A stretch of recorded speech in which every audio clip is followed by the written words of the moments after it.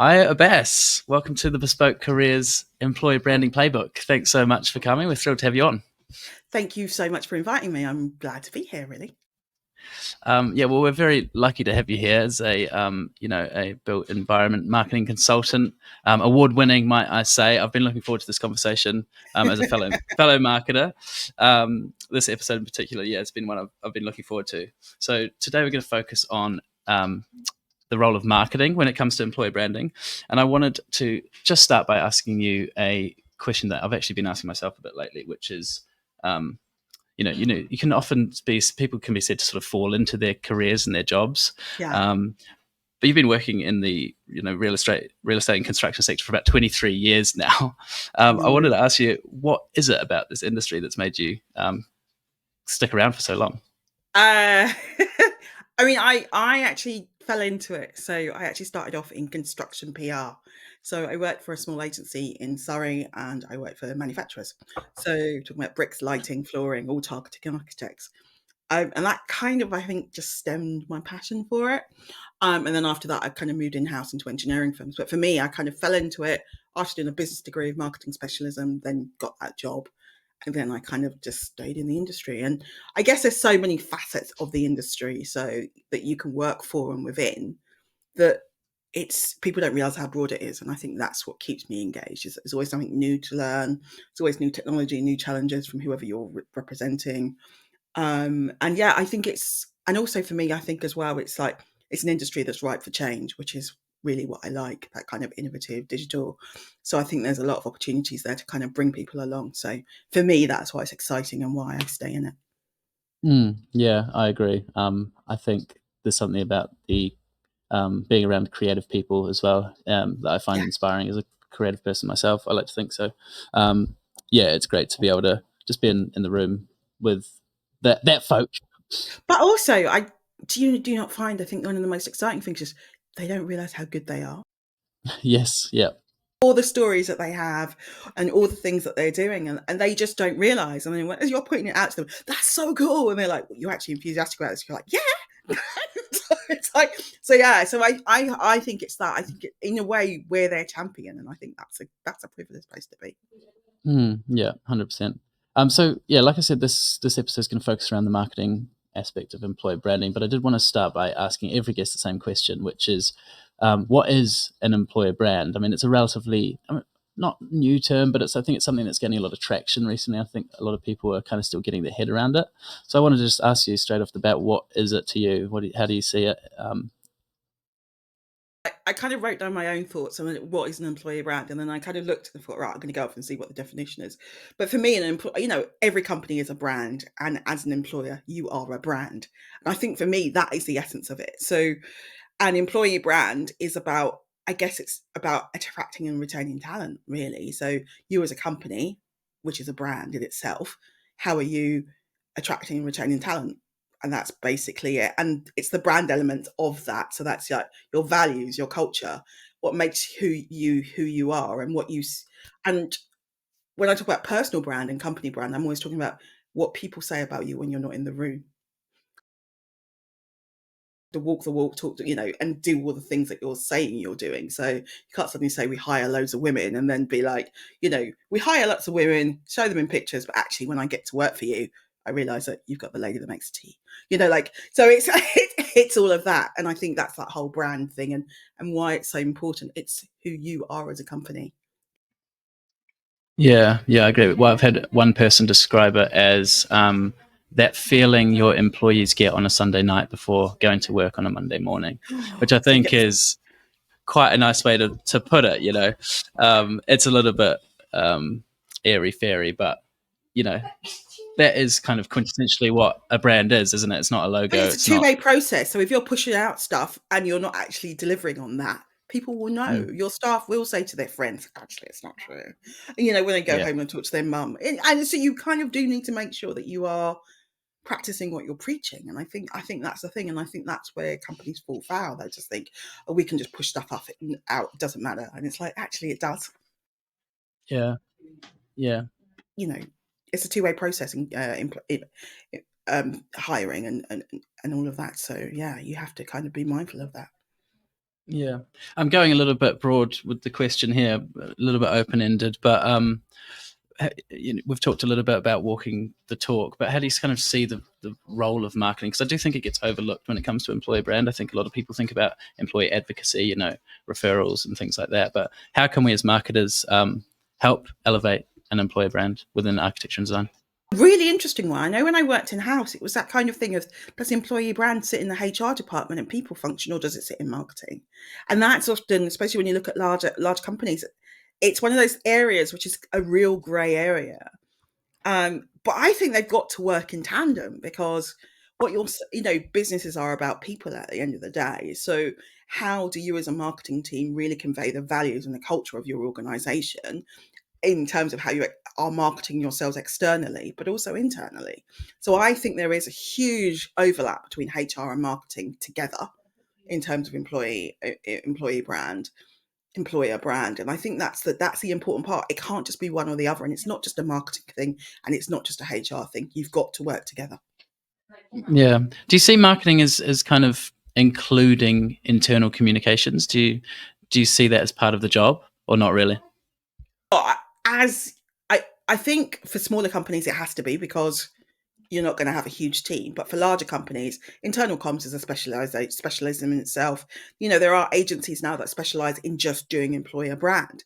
So for larger firms, so there's more and more specialisation happening, and there's more and more best practice and ideas. So I think it depends on your firm, the size of the firm, and your resources, but as to how you break it down. But you do need to know that there are people that specialise in these areas for a reason. Yeah, I think one thing that's a great answer. I think one thing that we like to think we're pretty good at as marketers is communicating and figuring out the ways to talk to people that resonates. And I think companies do need to consider that when they're doing their internal comms. Whatever it might be, it's the way they're talking to them. Who's your audience? Who are your employees? What are their values? What are your company values?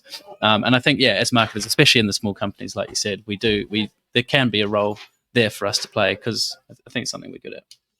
Yeah, exactly. But I think as a firm gets larger, then I actually do start to bring in an internal communication specialist, because they'll be worth their weight in gold, and your people are, they're delivering your service ultimately. So yeah. So should we get into some of the tactics in terms of how architecture and design firms can build their employer brand from a marketing point of view? I want to start with a big one: social media. How are you seeing practices utilize social media to build their brands, and what recommendations do you have for them? I guess, like, I'm just thinking of the past, like, employer brand. You say, oh, we have a pool table, you get this amount of holiday, which you get normally anyway, bank holidays and all that kind of stuff. And I think we've moved on from that. And I think it's much more about who we are as an organization at our heart. So that kind of employer brand, our value, our cultures, what we believe in, things like we do 4-day work weeks, the process that we work to. And those are all stories that you can share, which are of interest to both clients, but also of interest to potential employees. And I think that kind of thing is really opening a door on who you are. And I think that's the message and story that people need to get across. And I think as well, not being afraid to kind of share the stories of your employees, a day in the life. This is what they do. This is what they enjoy. These are their beliefs. This is why they joined. And building that into your overall kind of social media output as well. So not just talking about your projects, but actually showing your people. And that gives people an idea of, this is what a day in the life is at this practice. But I think that's a really important, is that you kind of want to demonstrate what matters to you. If you're doing social value, if you're out in the community, showing who you are as a firm, and really telling that story.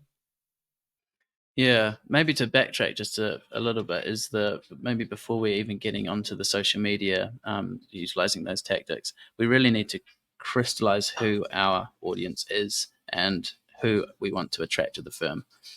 So I see some examples of, you know, there's practices who might be male dominated, and you go to their join the team page on their website, and you see lots of women around, and it's because they're calling out, this is the kind of people we want to work with us. So it's kind of crystallizing that stuff, and that's a really obvious example. But I wonder if you could talk to us about how you can find your audience, and then once you've found them, how to kind of find the voice to be able to resonate and connect with them. A piece, isn't there? Before, like you say, there is a piece of understanding what your needs are as an employer going forward, and what levels you're going to be looking to attract, and what type of people, I guess, and doing that pre-work and that kind of understanding. And I think if you are looking to have a more diverse workforce, then what can you be doing in terms of your communications in support of that, and actually start kind of brainstorming those ideas. And like you say, it's like, actually, if we're looking to attract more, say, females into our organization, but it's also looking at it not just as in the social media aspects, but actually, what do we need to do as an organization? So what do we need to do as an organization to attract more women and retain the ones we have? But then also, how can we communicate the progress that we're making as an organization in what we do in terms of social media? So I think there is that kind of thing of, it's not just the optics, but actually, are we doing what we're doing in the background? So it's how you tie it all into a bigger thing. So I think there does need to be a lot of thinking about, we've got a graduate program we do every year. Actually, what will they need for that campaign? And not just to that at one point of time, but also, what can we build in social media throughout the year so that we can keep those graduates on board and enjoying our social media, so that when we do recruit and those doors are open, they're there already. So it's looking at it in all these kind of different ways. But I think that a lot of that is kind of sitting down and going, what are the audiences we need to communicate with as an employer. Yeah, that's such a great answer. I'm excited to talk to you about this next one. This is content marketing. It's something that, yeah, I'm a big admirer of you in this department. Your podcast, the Built Environment Marketing Show, is that what it's called? Yeah, it's fantastic. Yeah, I love keeping up with that one. And I mean, you're great on LinkedIn as well. That's where I first came across your work. But can you talk to us a little bit about content marketing, and the we could talk a little bit about marketing in general, but sort of if we can focus on the employer brand as well. An employer brand perspective, I think there's a lot of parallels, and that's one of the reasons I think there is, because I like, for example, in B2B marketing, we say that, like, when businesses, well, they're only probably in the market to buy 5% of the time, and 95% they're not ready to buy. So how do you keep them warm? And I think it's the same with a candidate. I might be looking for a job in 6 months' time. It might be in the back of my mind right now, but it's not something that I'm actively seeking. So it's like, how do you kind of still share content that still attracts me to your organization, still keeps your organization in front of my mind? So I think when I am looking for that job, definitely want to work for that company.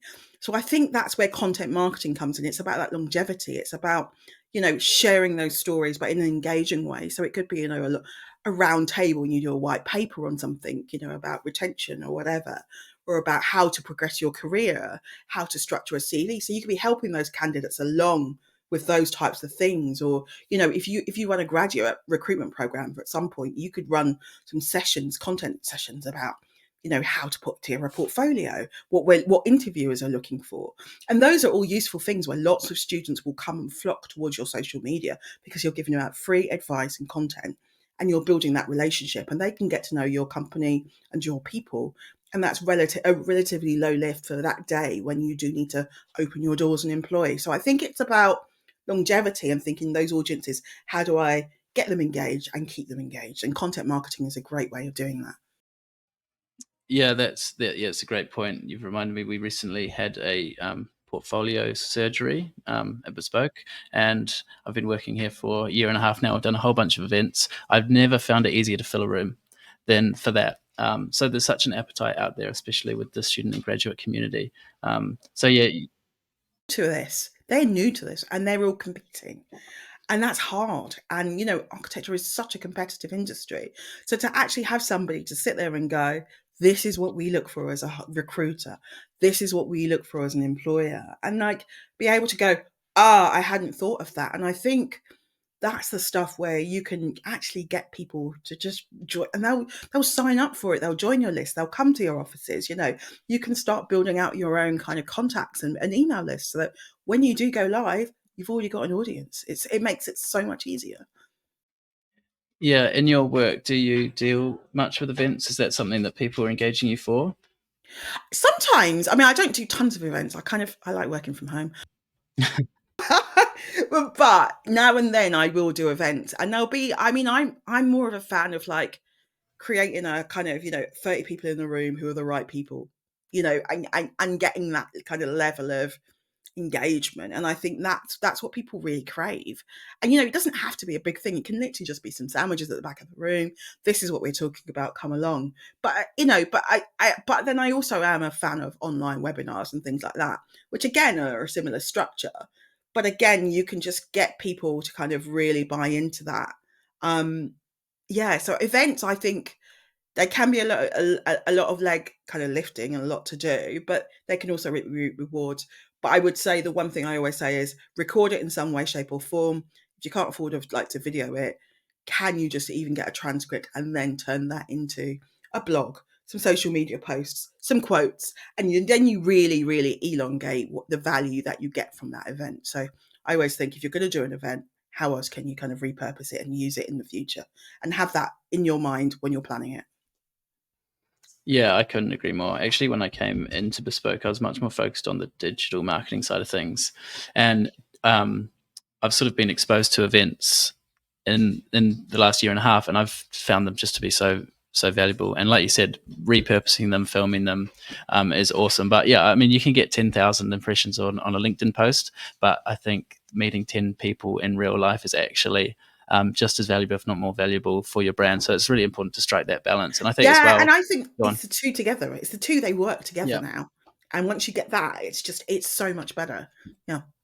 Yeah, I mean, it's probably too early to say this, but I do get a little bit of a sense that there's, yeah, people are just craving those in-person relationships, kind of with all the digital stuff that's going on. So I think that's a way to really stand out as well, because a lot of practices aren't doing too much in that space.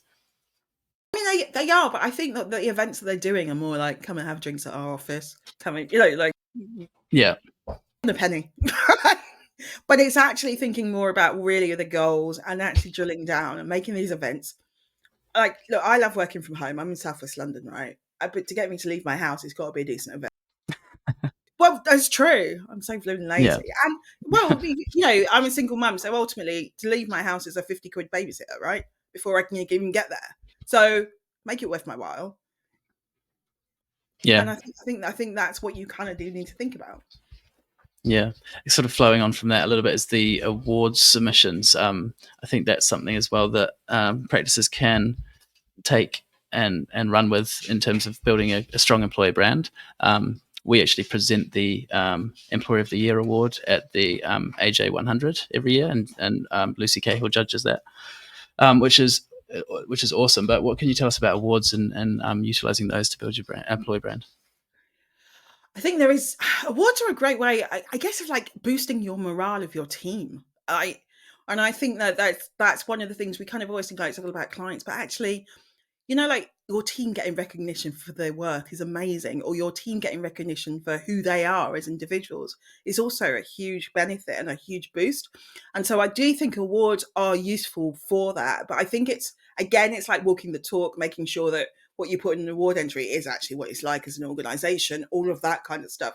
But I do think it's a good way of people realizing how good they are, how good their employer is, and actually having to kind of crystallize that into an award entry is actually it's a really good marker and a really good way of recognizing who you are and what you do. And I think if you as an employer do win an award, it's a great way, have it on your website, share it everywhere, put it in emails, use it in your bids, really kind of share that out there that, we've won this and this is because, and it just, again, it's like third party endorsement to reinforce what you are like as an employer. We're not just saying that we're good at these types of things, we are a great employer. And look, AJ said that as well. And I think that's powerful. It's not just you. So yeah, I do think awards do work, but again, it's like anything; it's got to be authentic, really, isn't it? Yeah, absolutely. That's a great perspective. I hadn't really thought too much about. With the sort of wanted to come towards the conclusion now and finish with something about sort of measuring and analyzing, and trying to figure out whether or not the work you're doing is having an impact. And what can you tell us about that? And how have you seen practices kind of use their insights to actually attract staff? Might be their diversity metrics or things like that. It's that thing, isn't it? And I like data will tell you one thing, but also I think there's also a role for kind of anecdotal feedback, when you're out and about and people say we've seen your posts, or when you're if you're interviewing people, you can ask how they heard about your firm.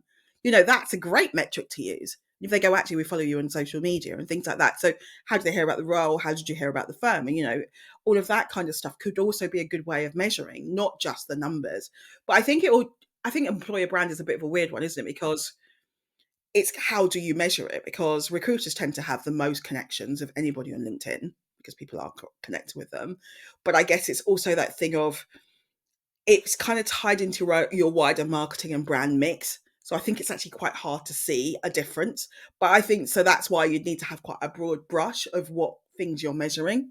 So it could be impressions and all the kind of usual marketing metrics. But then I think there is also that thing of asking candidates, actually, how did you hear about us to come for this interview, and things like that? And are you following us on social media? And just ask them what channels they're using, or where they get their news from, as about employers, things like that. So I think it's not clear. It's quite muddy. Yeah. Do your best, basically. That person definitely came via this. And I think because employer brand is like building a brand, it's a much more long-term thing. I mean, I guess you could do annual surveys in terms of awareness with candidates every year or something, but that could be quite costly. So I think there's stuff you can do, but I don't think it's the easiest to measure. Okay. Couple more questions. I wanted to ask you, I want to make these episodes really actionable for employers. So what's something an employer could do tomorrow to build their employer brand? Start a little mini series interviewing their employees. I love it. That's perfect. So easy. But have you seen the micro interviews that people do, where it's like 3 or 4 questions and they're just little carousels and you put them on LinkedIn? They're brilliant. I love those. That's such a good like just quick, why did you get into engineering? What do you love about your day? What's the most amazing thing you've engineered? That's it. 3 things, done. And you can just literally do that. So what can an architect firm or design firm or engineering firm do if they want to engage your services? How should they get in touch, and what can they expect? Best thing to do is drop me an email, which is Ayo, which is AYO at abbasmarketing.com. Drop me an email, say hello. And if you want to find out more about, I guess, me, my work, my podcast, head to my website, which is www.abbasmarketing.com. That's right.